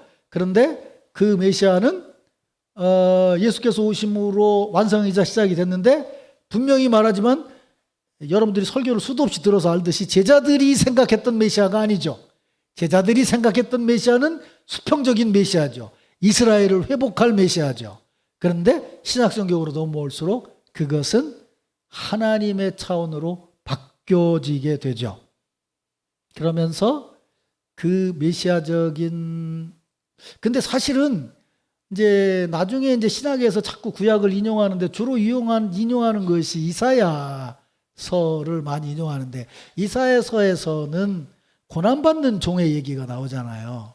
그러니까 제가 몇 번 여러분들한테 지우는 게 없네. 네. 이 대목을 여러분들이 잘 알아들으시면 신학적이고 신앙적인 수준이 굉장히 달라질 거예요. 우리는 이렇게 생각했어요. 예수님 여기 계셨는데 이리 내려오셨어요. 그죠? 내려오셨어요. 여기서 인간적인 삶을 살다가 여기로 올라가셨어요. 그래서 이건 내려오심이고 이건 올라감이라고 생각을 했어요.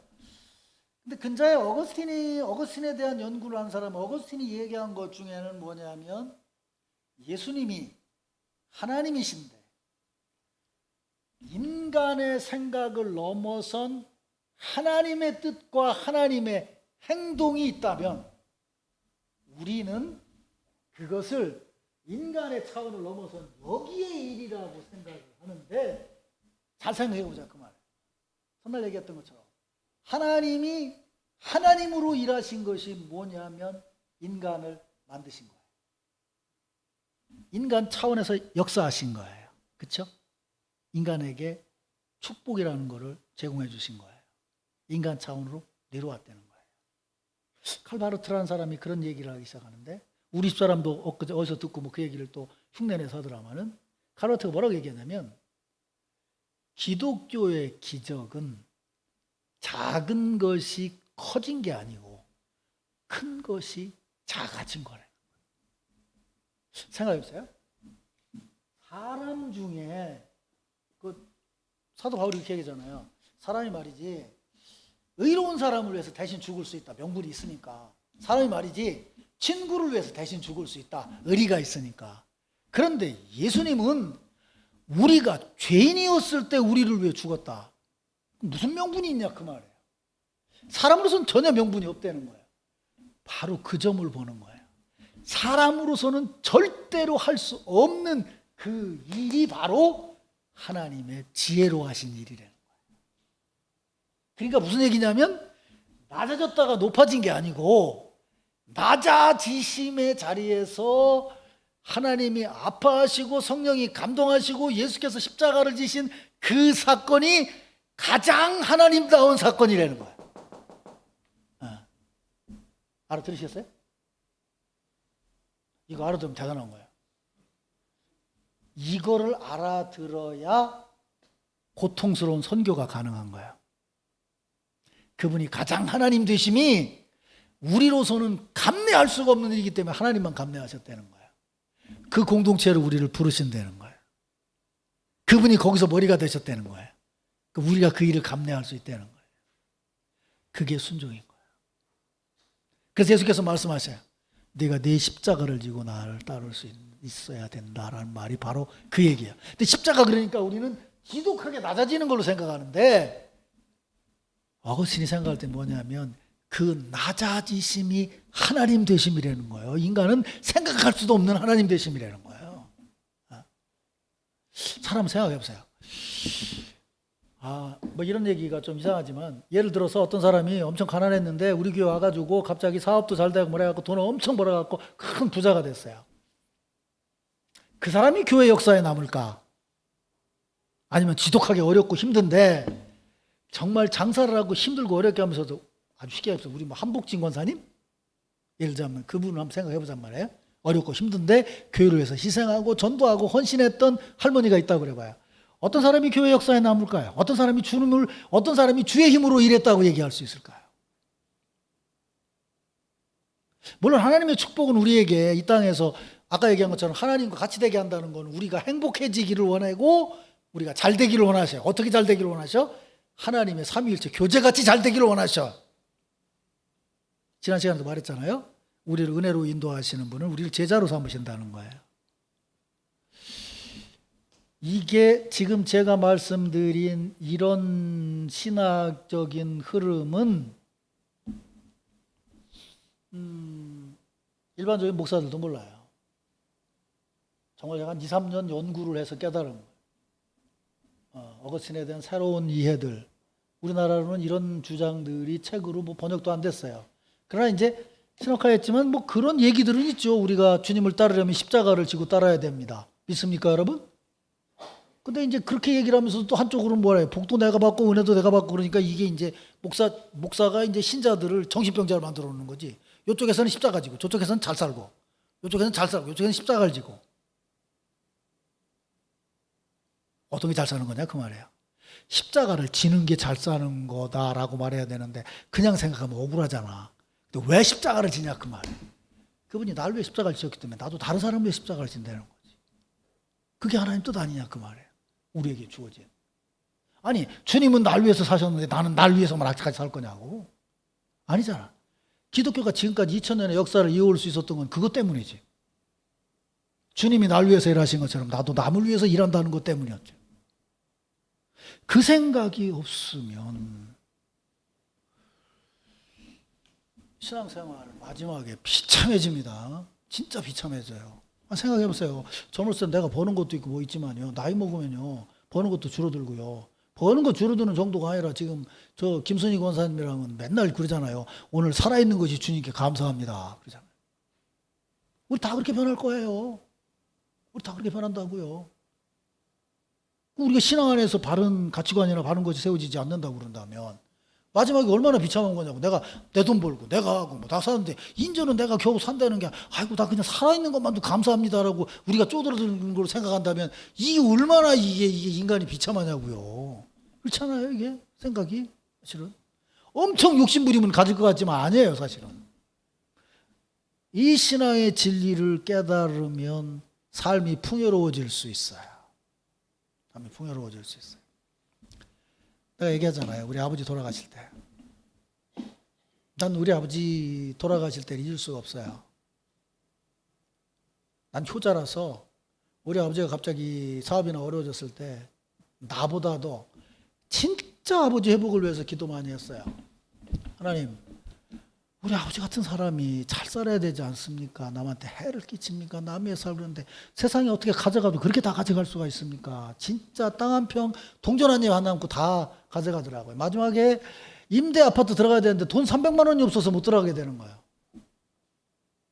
그때 내가 30만 원 월급 받고 가족교회를 할 때였으니까. 세상에 망해도 이렇게 망할 수가 있나. 내가 어렸을 때 우리 아버지가 산도 보여주고 집도 보여주고 야 너 나하고 여기서 같이 살자. 마지막에 그렇게까지 비참해지는데 이거를 내가 어떻게 하더라. 그런데다가 또 교회 가다가 동생 차에서 또 앞에 부딪혀가지고 넘어지는 바람에 그게 계기가 돼가지고 여기 위하고 간으로 가는 혈관이 터져가지고서 입원을 해가지고 마지막에 병원 입원을 하고 지독하게 고생을 하시다가 돌아가시게 됐는데 아버지가 오라고 그래서 갔어요. 갔더니 누워 계시다가 요 밑에서 이렇게 뭘 꺼내요. 이 뭐예요 아버지? 그랬더니 야 이거 가지고 가라. 그래 이게 뭔데요? 그랬더니 그 권사님들이 나 아프다고 고생한다고 뭐 맛있는 거 먹으라고 줬는데 너 이거 가지고 가서 성민이하고 연지한테 뭐 맛있는 것 좀 사줘라. 라고 그래요. 나보고 그러셔. 미안하다. 내가 이렇지 않았으면 네가 외국 유학이라도 가고 어디 가서 교수라도 할 텐데 아버지가 이렇게 돼서 미안하다. 그러면서 뭐라고 말씀하시냐면 그런데 이제 내가 너희 위해서 기도한다고 그러지만 더 살 이유가 없는 것 같다. 나는 지금 당장 죽으면 천국에 간다. 근데 너희들 위해서 기도한다고 그러지만 개척하는 새 아들한테 내가 너무 부담을 많이 주는 것 같다. 나는 지금 죽어도 천국을 가는데 아무런 미련 없다. 그러니까 마지막 접으시면서 나한테 미안하다고 애들한테 주라고 그 돈 20만 원 든 봉투를 나한테 주신 거예요. 그리고 일주일 만에 돌아가셨어. 근데 주치가 교회 집사님인데 만났더니 나보고 그러는 거예요. 장로님은 더 사시려고 하면 얼마든지 더 사실 수 있는데 스스로 적으십니다. 스스로 적으십니다. 그 아버지 그 모습을 내가 잊을 수가 없어요. 내가 너희들한테 아무런 도움이 못 되는 것 같구나. 개척하는 교회에 목회하는 목사인 너희들한테 내가 기도해 준다고 무슨 대단한 도움이 되냐. 난 천국 가면 하나님 품에서 편히 쉰다고 믿는다. 그리고 그냥 접으셨어요. 그러니까 인생 살면서 사실 삶을 산다는 게 살고 죽는 건 하나님께 달려 있는데 뭐 내가 뭐 하려고 한다고 뭐 한다고 해서 뭐 그게 되는 것도 아닌 거고 사실은 마지막에 가면 그렇더라고요. 그래서 내가 생각하는 건 그래요. 우리가 그래서 내가 그때부터 기도했던 게 그거예요. 하나님, 내가 우리 아버지를 보니까 내가 젊어서는 고생을 해도 늙어서는 고생하면 안 되겠네요. 내가 그렇게 기도해서 하나님한테 내가 남한테 피해 끼치고 고생하는 사람은 좀 안 되게 해주십시오. 그랬더니 그래도 내가 젊어서 고생을 해서 그런지 하나님이 많이 봐주시는 것 같아요, 요새. 그래서 내가 이 나이에 그래도 교회가 이렇게 은혜롭고 뭐 신자들이 설교를 해서 들으려고 하면 요새 내 나이 된 목사들은요, 잘 알죠? 횡설수설합니다. 예? 신자들도 횡설수설하고요.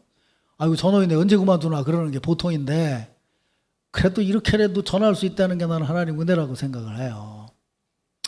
다른 거 아니에요. 교회를 위해서 살겠다는 그것뿐이에요. 교회 공동체를 생각하고 살고 이어가야 될 자녀들을 생각해서 살고 뭐예요? 종말론적인 소망을 가지고 살아야 되지 않냐 그 말이죠. 그렇죠? 그게 뭐 천국의 증언이고 메시아에 대한 증언인 거예요. 하나님이 살아계신다면, 하나님이 다시 오신다면 그런 거죠. 그리고 우리 개신교는 그거를 잃어버렸지만 그걸 다시 현재의 기쁨으로 갖는 자리가 뭐냐면 바로 성찬 예식의 자리인 거예요. 그 자리에서 같이 먹는 거. 그래서 내가 아까 얘기하는 거예요. 그래서 공동 식사가 중요한 거예요. 그냥 교회에서 먹는 게 먹을 데 없어서 먹는 게 아니에요. 얘기했잖아요. 아무리 돈 많은 사람도 아무리 가난한 사람도 그날 식사하러 오면요, 반찬 나온 대로 먹어야 돼. 그죠? 이렇게 평등한 식사 자리가 어디 있어요? 은혜의 자리지. 그게 성찬이지.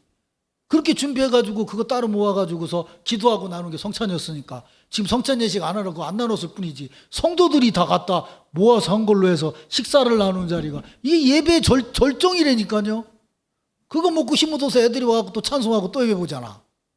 이거 엄청난 거예요. 이게 우리 남자들은 이게 참 미안하지만 참 큰 복을 받고 사는 거예요, 사실은. 그러니까 교회에서 일어나는 작은 일 하나하나를 절대로 떨어진 걸로 생각하면 안 돼요. 아시겠죠? 무슨 말인지? 이건 메시아적 공동체를 드러나는 행동인 거예요. 그게 바로 이 얘기예요. 마지막 세 번째는 뭐예요? 아까 하나님의 회복의 공동체고 예수 그리스도 메시아의 공동체고 그 다음 뭐겠어요? 성령의 공동체죠. 그거예요. 사도행전. 여기서 한 가지 중요한 것은 이거예요. 사도들이 복음을 전하다가 교회가 커졌어요. 나눠주는 것 때문에 문제가 생겼어요.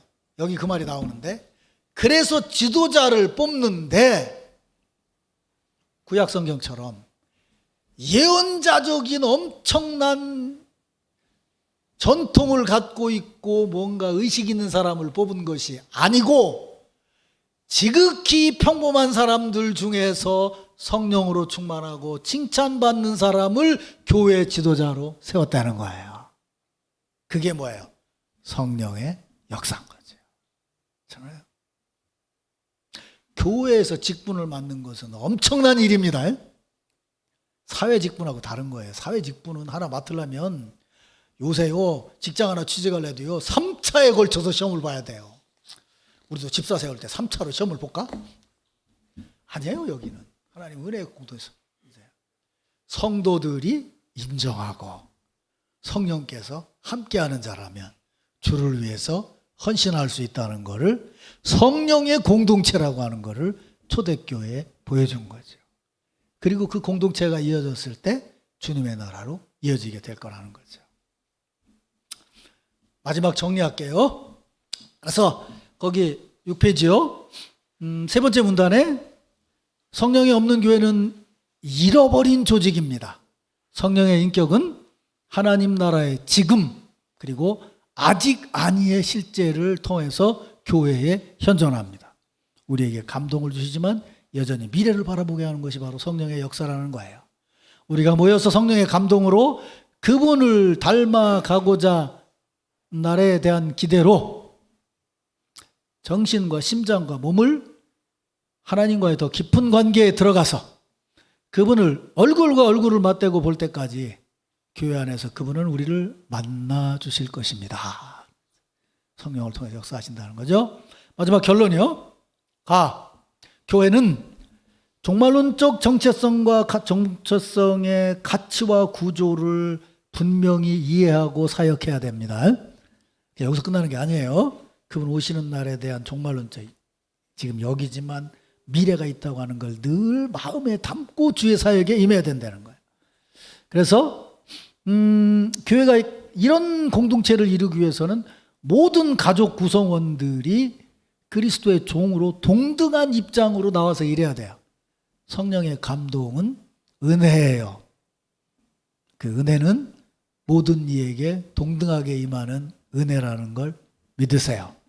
그게 오순절 마가의 다락방에 기도 많이 한 사람에게 성령이 세게 임하고 덜한 사람에게 모인 게 아니에요. 한 공동체를 이뤘더니 그 공동체에 똑같은 성령께서 임하셨어요. 나가서 사역하는 건 달랐지만요. 그 다음에 교회는 재림에 입각한 미래 구원에 대한 지속적인 소망을 두고 살아야 된다.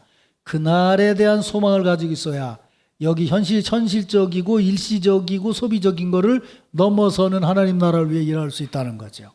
그 다음에 종말론적인 완성은 개인적이기라기보다는 공동체적이기 때문에 교회는 개인적인 관심을 충족시키는 사역보다 공동체를 건설하는 사역에 관심을 기울여야 합니다. 교회는 오고 있는 하나님 나라의 도구이기 때문에 세상 안에서도 사회적인 활동에 힘써야 됩니다. 종말론적인 공동체로 교회는 그리스도의 신부로서 한 발은 세상에 딛고 한 발은 다음 세상에 딛고 있기 때문에 다가올 하나님 나라를 소망하면서 그 정체성을 이루기 위해서 종말론적인 가치를 바라보면서 여기서 흠 없는 신부로 아름다운 신부로 행복한 신부로 우리의 신앙의 사역을 계속 이어가야 합니다. 자, 여기까지 하겠습니다.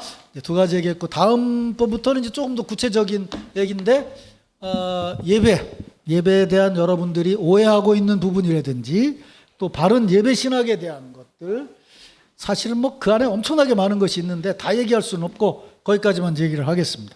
3시 30분에 끝나려고 했는데 19분 더 갔네요. 장로님들 가려면 또 1시간 가야 될 것 같아서 오늘. 질문이 있는 사람은 개인적으로 저를 찾아오셔서 오시기 전에 문 앞에서 한 3,000배를 하신 다음에 오시면 자세하게 대답해 드리겠습니다. 뭐 다 기억하지 말고 그 기본적인 틀만 기억하세요. 저지난주엔 뭐 했어요? 삼위일체 교제 안에 있는 교회.